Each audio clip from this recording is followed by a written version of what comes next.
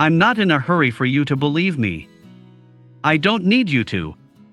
What I'm about to say doesn't change whether you absolve me or condemn me.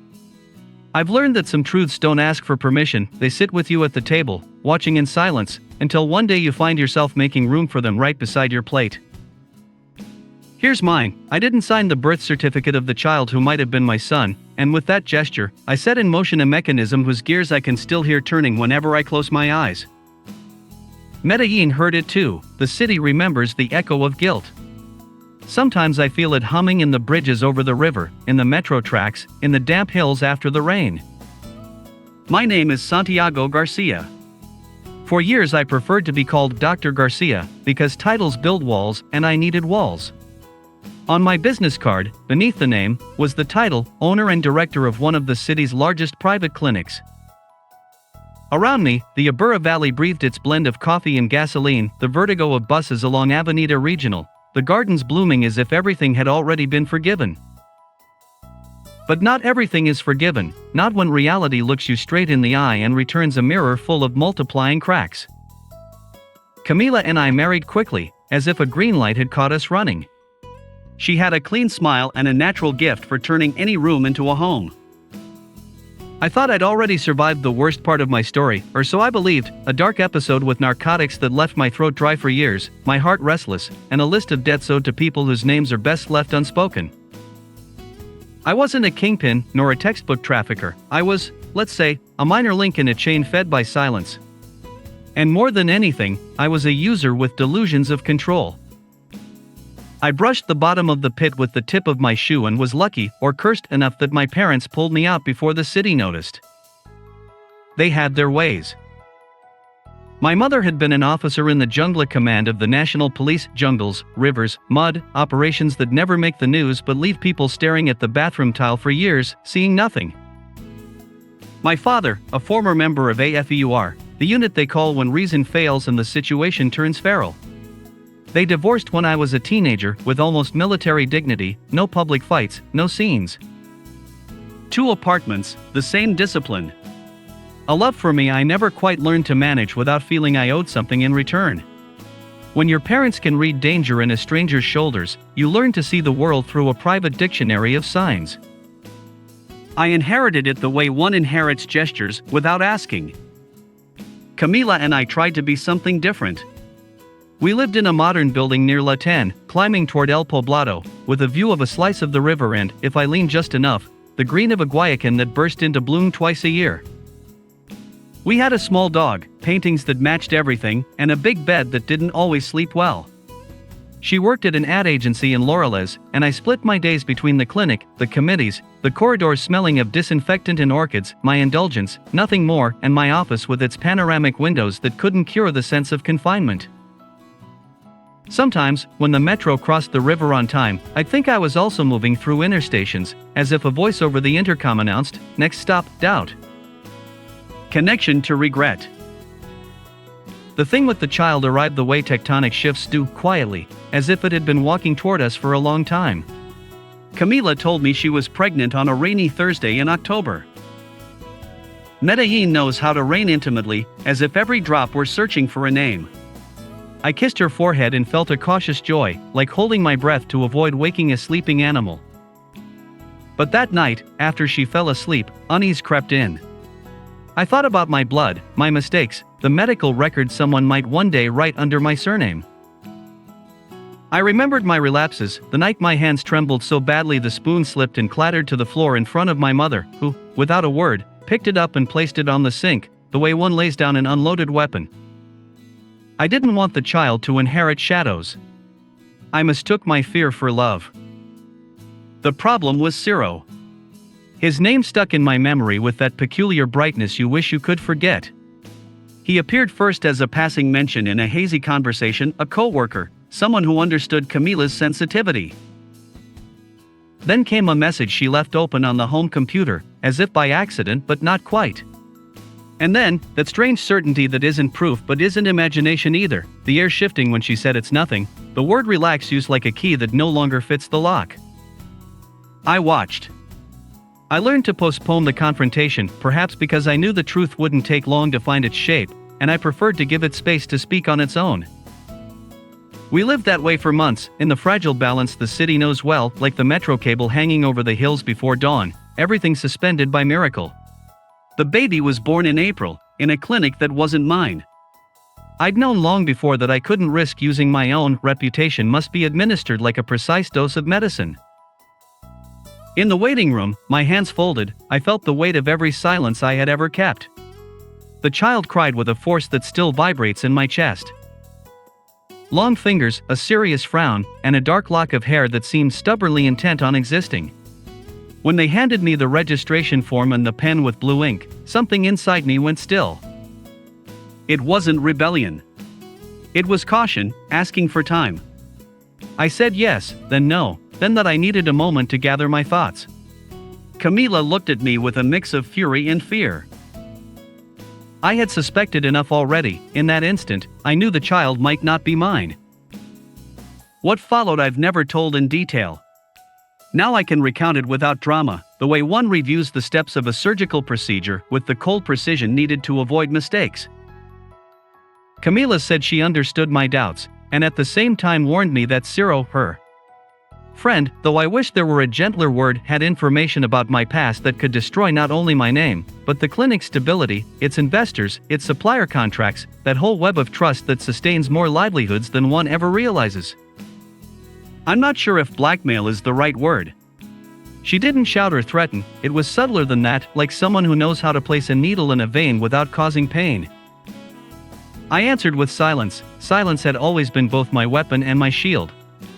I said, let's do the tests, and she replied that we could, but that she couldn't wait, the legal father had to be registered, or the child would be left without rights. Then came a month of messages, calls, brief meetings where Ciro finally appeared too, a slender face, polite manners, the kind of man who never raises his voice because he doesn't have to. And that gleam in Camila's eyes, not love, not desire, something more stubborn, a recent loyalty I could never compete with. I didn't sign. Some will call it cowardice. I lived it as a way to protect the child from a paternity laced with doubt. I wanted the act of writing my name to mean truth. And, to be honest, I also wanted to protect myself from the final blow, from public ridicule, from the viral photo of me slipping out the back door of my own clinic like a thief in a white coat. When my mother found out, she didn't ask for details, she invited me to dinner at her apartment in Bullen. She made a thick soup, served me without much eye contact. She never pressured me to talk, but her breathing had the rhythm of someone measuring the distance between 2 points with an invisible string. My father called later. I'll stop by the office tomorrow, he said. It wasn't an offer. With my parents, affection didn't need grammar, their love was protocol. The Jungla command had taught my mother to read a river by its sound. A fur had taught my father to measure time through the smallest tremors of the present. Both of them, years after retirement, were still that two trained consciences able to tell healthy tissue from sick without a microscope. They were no longer a couple, but they spoke with the efficiency that remains when love has done its best and what's left is the most respectable thing, respect. I don't remember asking for their help. Maybe I didn't need to. Maybe it was enough for them to notice the curve in my spine, the kind of body takes when it's carrying too much. Ciro's accident happened one June afternoon on a curve heading toward Las Palmas, the kind that smells of hot dust and pine. It was raining, because in Medellín the rain comes like an old neighbor who already has a copy of your keys. The papers called it loss of control and limited visibility. The car ended up at the bottom, doors closed, no witnesses. 2 motorcycles stopped, a truck slowed down, its headlights like sad eyes. There were sirens. There were blurred photos. There was, to put it plainly, the stillness of something that would no longer chase me in the form of a midnight message. I read the news and I knew. Not because I knew the details, I never did, but because the world's balance, that subtle scale one feels when things are finally resolved, doesn't shift by accident. My mother texted me only this: breathe. My father stopped by the clinic, left a black coffee on my desk, and talked about soccer for 10 minutes. The Ateneo was packed, he said. The city was in the mood to celebrate something, anything. And I realized that inside that noisy joy, my tragedy was safely hidden. Camila didn't cry in front of me. If she did, it was in someone else's house. I watched her fade within a month. She lost weight, stopped wearing makeup, kept her hand on the child's head as if that single gesture tethered her to this world.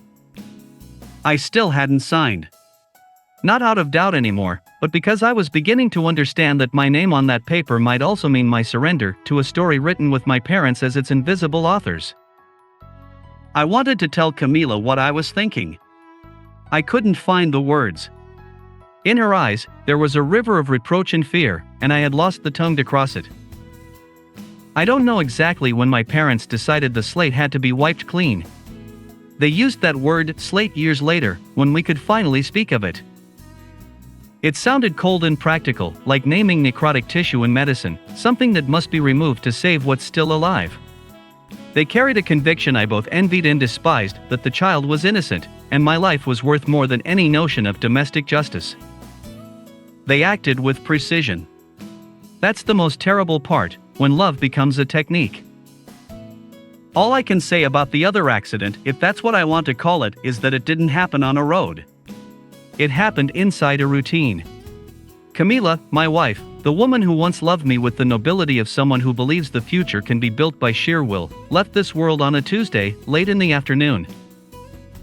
The report spoke of fainting, of a bad fall, of an impossible blow that to me sounds like planned geometry. There were attentive neighbors, an ambulance, an attempt at resuscitation. There was that excess of humanity that arrives only when nothing can be done. The child was at a neighbor's house. I won't describe the scene. Some memories can't bear precision, any adjective shatters them. I held him in my arms, and he weighed almost nothing. He slept. Sometimes the ones who survive sleep like that, with the trust of those who don't yet know. I took him to my apartment. Laid him in the crib that still smelled of new detergent. Sat in the kitchen, staring out the window. Medellín murmured in the distance, motorbikes climbing the hills, laughter in Laureles, the faraway music from a bar in Parque Lares I could always recognize by two repeating notes. I thought of my parents in their youth, their jungle courses, their midnight marches, the gunfire they learned not to hear.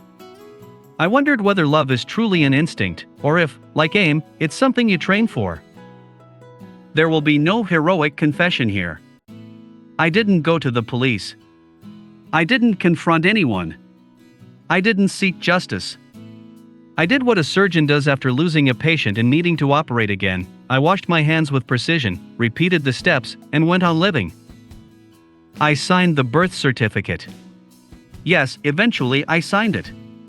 I signed it when there was no one left to look at me with eyes of accusation.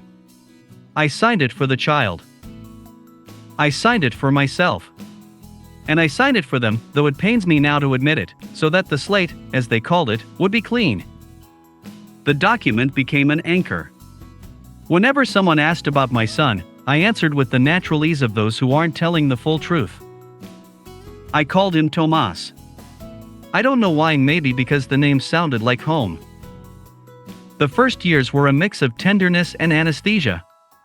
I discovered I could prepare bottles in the dark, that the rhythm of lullabies mirrors the sound of the metro train passing through industrials, that baby powder seeps into wood like July rain on balconies. I bought him books about animals, plastic cars, blocks we stacked into towers that toppled with the same fragility as real ones.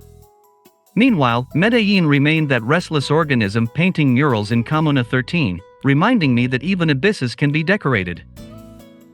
On Sundays we'd climb to the Pueblito Paisa to watch the city spread below us like an old photograph. Tomas clapped whenever he saw the metro cable glide above the houses like a swarm of disciplined fireflies. I learned to smile without feeling it ache. I'm not naive. I know that, in part, I loved Tomas as someone clings to a life raft. But I also loved him truly, with that devotion that doesn't require a story. His gaze found a soft place in me I hadn't known I owned. He spoke little, like me, watched closely, like my parents, and had the rare gift of stillness without absence. I often wondered whether silence was our family inheritance. In his room, I hung a photo we took at the Jardin Botanico, near the Orqua de Orama, the day he stood firm before a pond, counting invisible frogs. Next to him, I looked like a man who had found a fragile point of balance and defended it with absurd concentration. Tomas grew up with the ease of those unaware of the thread hanging from the ceiling. His laughter came late, but when it came, it was clear and full. My mother and father stayed close without intruding. They were grandparents with infantry habits, punctual, discreet, precise. They taught Tomas what they knew he could grasp: how to read the direction of the wind, to sense the shadow of a lie, to tie his shoes with the laces turned inward so they wouldn't come undone. They never spoke of Camila or Ciro. Neither did I. During family gatherings, a house filled with that silence that smells of pine and polish. Sometimes my mother would run her hand along the wall as if searching for a vibration. My father folded napkins with a focus I recognized from other times. And still, I loved them. Perhaps because love doesn't always have the right to demand explanations. A part of me developed a kind of denial protocol.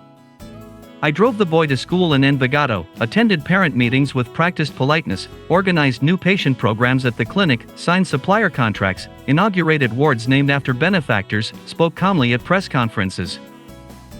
The city, for its part, accepted me as one of those decent men Medellín reserves for those who stay quiet and pay on time. I never told a direct lie. I became an expert in telling true fragments. When someone asked about Tomas's mother, I said, she died when he was a baby. That was true. I avoided the rest with the same precision one uses to remove a thorn without bleeding.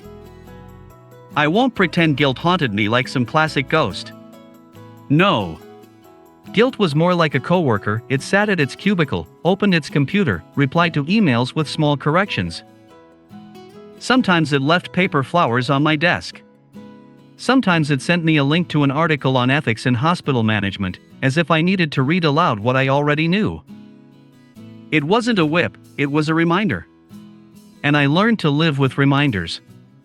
The Abura Valley taught me that every beauty here has a reverse no one ignores. The jacarandas bloom over stories that aren't always told. But one day, everything shifted a few centimeters. Tomas was 8. We were at the stadium, watching a lazy Sunday match. He looked at me with that seriousness only children can manage without turning into caricature. "Where do I come from?" he asked. He didn't mean geography. He meant the intimate map, the origin. His question landed on my chest with the weight of Moravia Hill after a long rain, slow, inevitable. I breathed, as my mother once wrote, and decided that whatever truth I chose had to endure over time. I told him, "You come from your mother's love and mine."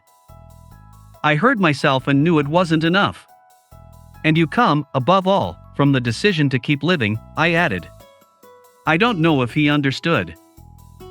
He squeezed my hand. We kept watching the game. Somewhere, a vendor shouted "Mango, mango bitch," and everything seemed to continue just the same. When Tomas turned 10, he said he wanted to see the place where he was born. I took him. The hallway had a different color, different nurses, the same harsh hospital light. He touched the walls as if reading a braille book. He didn't ask anything, that was his way of asking. I followed behind him with almost religious respect. At the exit, he stood still, staring at the sign. "I was born here," he said, as if locating a coordinate within his soul. I don't know why, but in that phrase I heard Camila's echo for the first time. I stopped.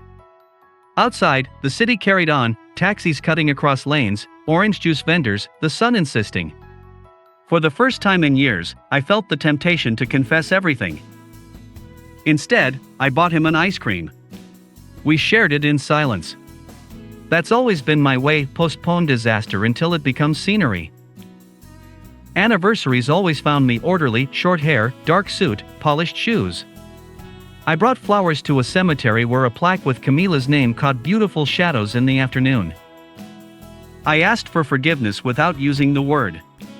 I spoke softly so the birds wouldn't startle.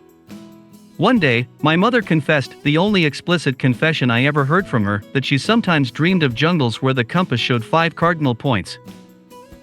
"That north doesn't belong," she said.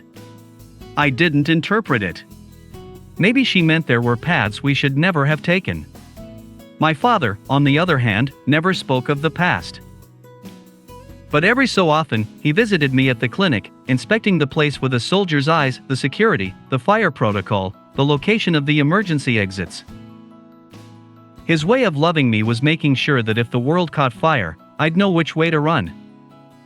When Tomas was 12, he injured his knee playing soccer. Nothing serious. I took him for X-rays. I watched him doze off with the innocence of a body not yet in pain. I studied his profile. There was a trace of Camila in the arch of his brows, in the curve of his mouth when he relaxed. And suddenly that resemblance felt like a bridge, not a torment, a bridge. For the first time, I wasn't afraid to talk about her, not as a mystery, but as a real woman.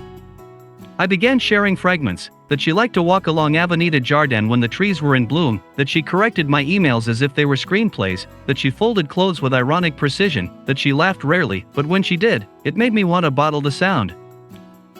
Tomas listened with that attentive silence of his that neither interrupts nor approves, it simply keeps. I won't romanticize my composure. Yes, I've been a man who holds his pain like a glass filled to the brim, walking down a narrow hallway. But it wasn't heroism, it was survival. Sometimes, at night, I'd stand on the balcony and look down. The city, from that height, is a flat constellation map, streetlights, windows, lit cigarettes, the warped glint of motorbikes. I'd think then of the question that has served as my compass: how far does pain justify revenge?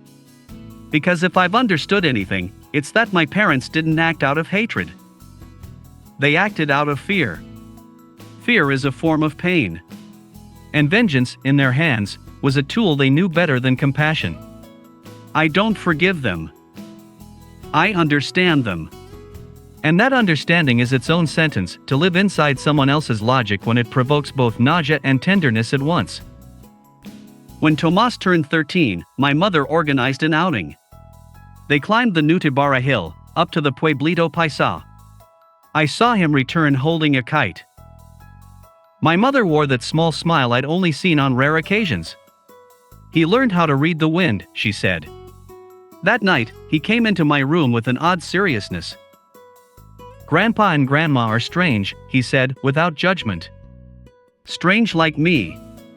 I laughed, not out of mockery, but relief. Yes, we're strange, I told him. That's how we recognize each other. There was a pause.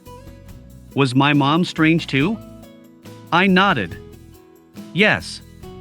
In a different way. Quieter on the outside, louder on the inside.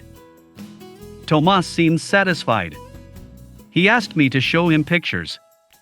I took out a small album. We turned the pages with a reverence neither of us had to fake. There, in front of his face, Camila returned to my life stripped of accusation. She was simply someone who had existed and who deserved to be spoken of. I can't say peace ever came to me. That would be an exaggeration. What came was a more habitable form of memory. I learned to accept that the man I was back then lived encircled by his past, by his pride, by the fear of losing the place he had built in the city. Encircled, most of all, by the fierce love of two people who never learned how to translate their intensity into civilian language. I tell myself this with the coldness you once asked me to show. Yes, I accepted what they did. I accepted it without signing anything, but accepted it all the same. Because, in the end, I kept the boy. And that made me complicit in an invisible network of decisions which, from a distance, formed the outline of a crime. Tomas's innocence glowed against that background like the metro cable lights at night. I took refuge in that glow. Like anyone, you choose where to look.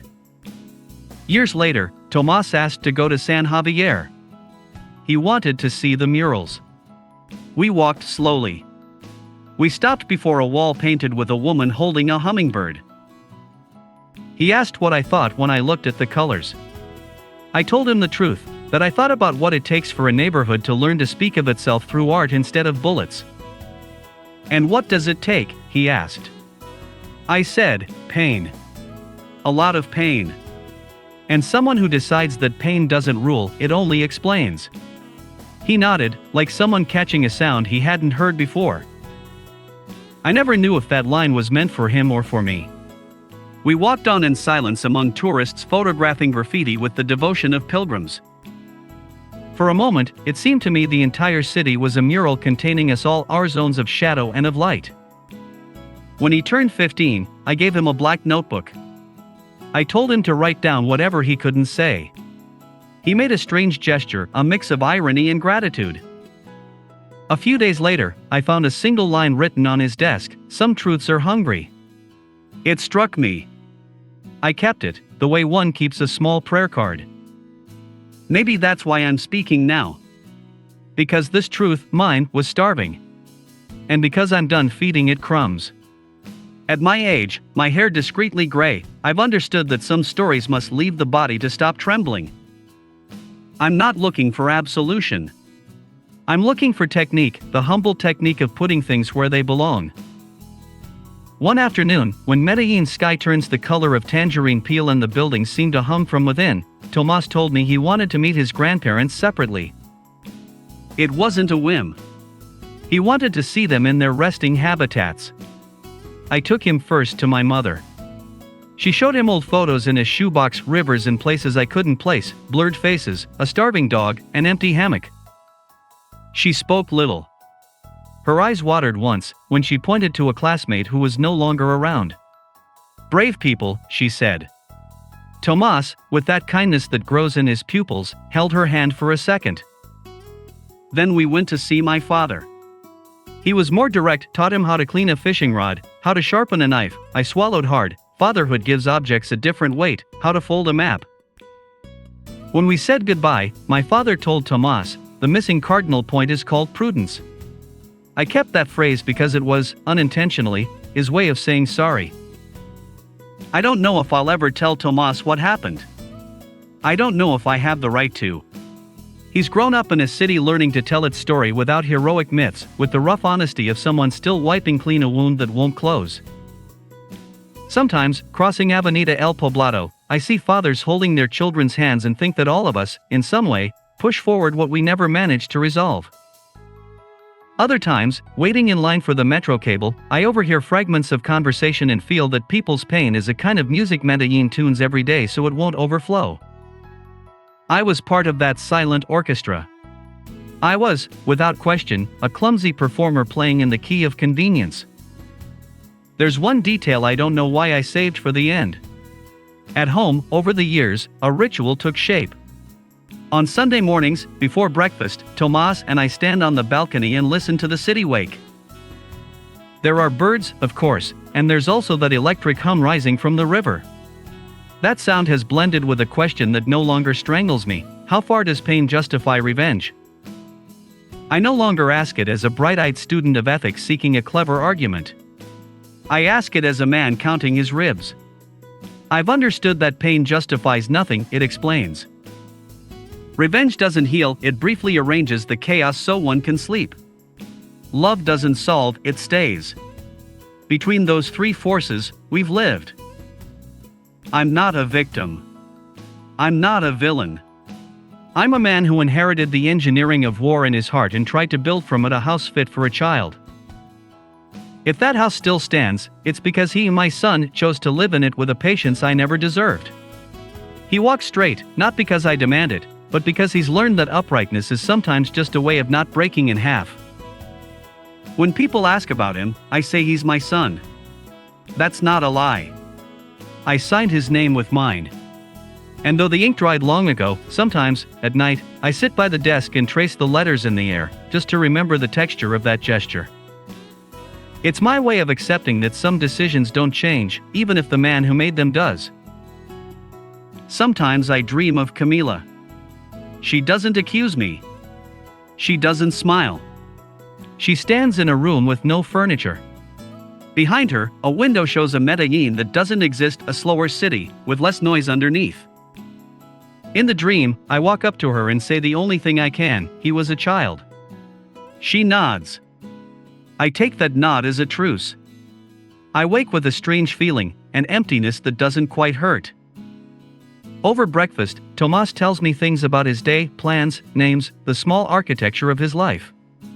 I listen with the attention of someone who knows that language is a bridge built word by word over rivers that do not forgive. If there's one thing left to say, it's this: I've learned the difference between silence and secrecy. A secret rots you, silence lets you listen. I kept secrets for too long. Now I prefer silence. That's why I speak softly. That's why I tell this story without morbid detail, without technical precision, without heroics. Because stories told that way become a surface where others can rest their foreheads for a moment and breathe. And because, whether it shows or not, every word I speak is a stone I take from my pocket and set on the ground, so I can walk a little lighter. Medellín, seen from the Mirador de las Palmas, stretches like a galaxy that's learned not to collapse. Sometimes I drive up there at night, park, and watch the flickering lights. I think of my parents, what they were, what they gave me, what they took from me without meaning to. I think of Ciro, whose name no longer cuts, only grazes. I think of Camila, to whom, in a place outside of time, I still give thanks for bringing Tomas to this side of life. And I think of myself, the man who once refused to sign and later did, with the same hand. I don't seek anyone's forgiveness. I seek precision. The same precision they used to wipe the slate clean, the precision I now try to return to my memories so they stop causing harm. The boy, no longer a boy, walks beside me, looking at the city with eyes that understand but do not carry. That's all I ever wanted to give him, the ability to look without bowing. I wasn't a good man. I was, at best, a man who learned not to repeat the noise. If you ask me now whether pain justifies revenge, I answer with the calm of someone who's told his story from beginning to end. Pain justifies nothing, it only reveals what we are capable of allowing. And sometimes, what we allow defines us more than what we do. I'm finished. Not so you'll believe me, but so I can finally hear myself. So that the echo no longer returns the face of a stranger. Because the day I signed, I understood that blood is less certain than the act of holding on. And holding on, even when it hurts, is the verb that saved me from the void. That's what I've learned: loving someone doesn't erase the horror, but it can teach you not to reopen the wound with your own hands.